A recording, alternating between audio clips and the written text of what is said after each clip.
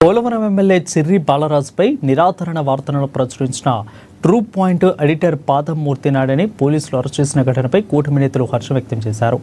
ఏలూరు జిల్లా జిలుగుమిల్లి జాతీయ రహదారిపై హర్షం వ్యక్తం చేస్తూ జన సైనికులు నినాదాలు చేశారు.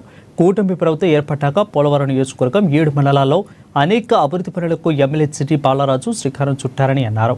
అటువంటి నాయకుడిపై అసత్యపు ప్రచారాలు చేయడం సరికాదని అన్నారు.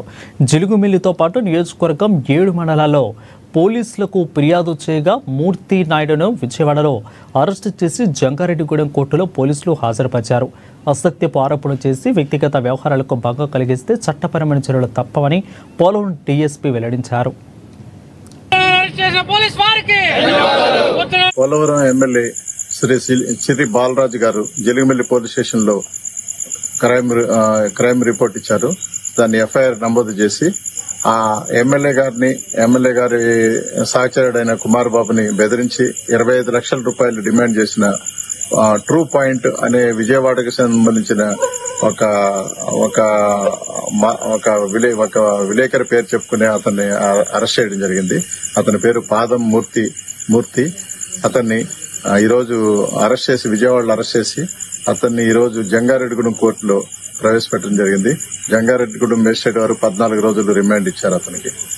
రోజు న్యాయం గెలిచిందనడానికి ఒక ఉదాహరణగా గత 6 నెలల నుంచి యూట్యూబ్ ఛానల్లో ట్రూ పాయింట్ అనేటువంటి యూట్యూబ్ ఛానల్లో మా పోలవరం కాన్స్టిట్యున్సీ గురించి మా గురించి తప్పుడు వార్తలు రాస్తూ తప్పుడు ప్రచారం చేస్తూ మమ్మల్ని బ్లాక్మెయిల్ చేస్తున్నటువంటి పాదమూర్తి నాయుడు అనేటువంటి వ్యక్తిని ఈరోజు పోలీసులు అరెస్ట్ చేయడం జరిగింది.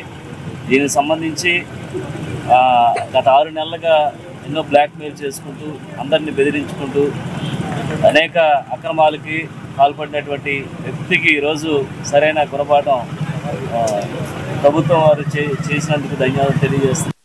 అధికారులు స్పందించి దీనిపై పోలీస్ శాఖ కూడా స్పందించి పూర్తి ఇంట్రాగేషన్ చేసిన తర్వాతే అతన్ని ఈ రోజున అరెస్ట్ చేసి విజయవాడ ఏరియాలో ఎక్కడ మొత్తం బెంచ్ సర్కిల్ ఏరియాలో అరెస్ట్ చేసి అతనికి రిమాండ్ తరలించినందుకు ముఖ్యంగా పోలవరం జనసేన పార్టీ తరఫున, తెలుగుదేశం పార్టీ తరఫున, బీజేపీ పార్టీ తరఫున, ఎన్డీఏ తరఫున పూర్తిగా పోలీస్ శాఖ వారికి అభినందనలు తెలియపరుస్తున్నాం. అలాగే ప్రింట్ మీడియా వారికి